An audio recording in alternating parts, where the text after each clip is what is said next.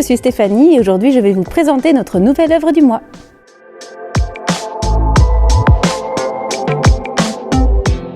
Récemment, les collections de Keramis se sont enrichies grâce à un nouveau dépôt du Musée royal de Marimont. Parmi ces pièces se trouve un plat datant du XVIe siècle, issu des productions d'Iznik en Turquie. Cette production remarquable, qui se développe à partir du milieu du XVe siècle, est un beau mélange d'éléments de motifs traditionnels issus du monde byzantin, du Proche-Orient islamique et de la Chine. Parmi les éléments caractérisant ces productions, on retrouve des motifs floraux tels que l'œillet, la jacinthe ou encore la tulipe et la feuille saz.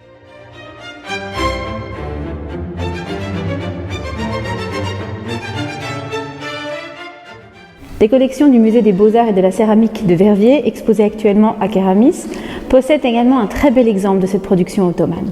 On y retrouve notamment la tulipe, parfois rehaussée de fines dorures.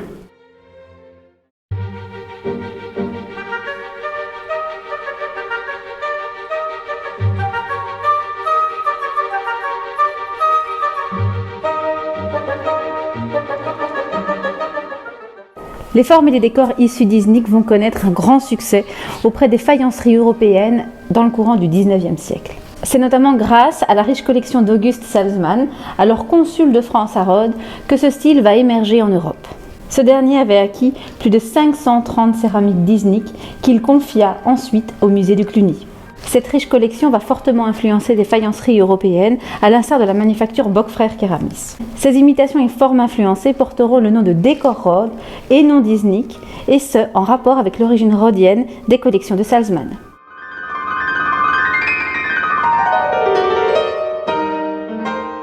Parallèlement aux plats appartenant au musée royal de Marimont, Keramis conserve également quelques tessons originaires d'Iznik, autres témoins de cette fabuleuse production ottomane.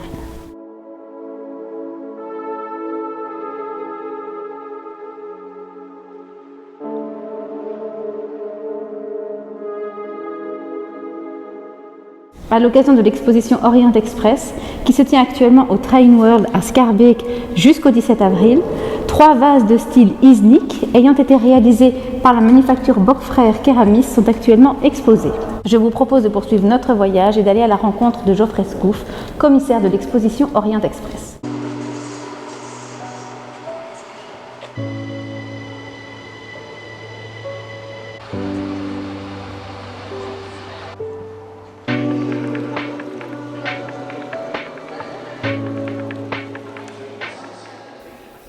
Donc bonjour, je m'appelle Geoffrey Scoof et je suis le commissaire de l'exposition Orient Express qui a lieu à Train World du mois d'octobre 2021 à avril 2022.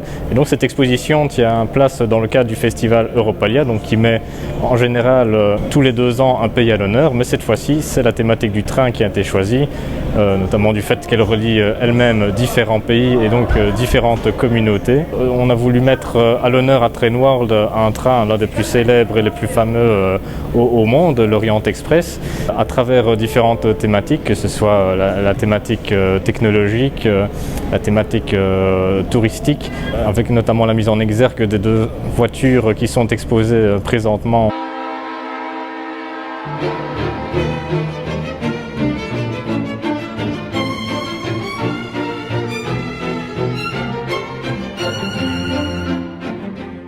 Mais on a aussi voulu cibler sur la thématique culturelle. Et donc pour l'occasion, on a eu notamment la chance de bénéficier de près du musée Keramis et de la Fédération Wallonie-Bruxelles, donc qui sont des céramiques en fait Iznik, qui sont plus précisément des réinterprétations 19e siècle des céramiques Iznik, parce qu'à cette époque-là, on s'intègre dans ce qu'on appelle l'orientalisme, qui touche les arts plastiques, les arts visuels, la musique. C'est vraiment un art total, qui ne se définit pas tellement par un style, mais plutôt par un ensemble de thématiques, une ambiance.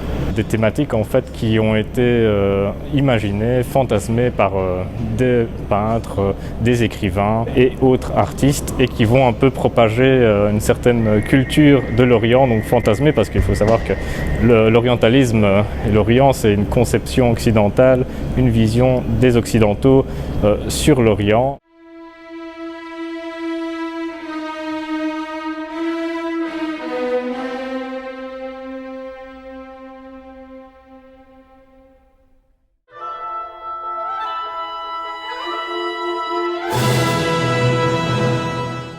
Les concepteurs de l'Orient Express, et notamment George Nagelmakers, évidemment, il va jouer un peu sur cet orientalisme en nommant le train pas Constantinople Express, mais Orient Express. Et les voyageurs, en fait, vont vouloir retrouver aussi ce côté pittoresque, parce qu'à la fin du 19e, donc en 1883, quand le train est lancé, c'est déjà les débuts de la deuxième révolution industrielle. On est dans une société, en tout cas en Occident, en perte de repères et dans une certaine homogénéisation.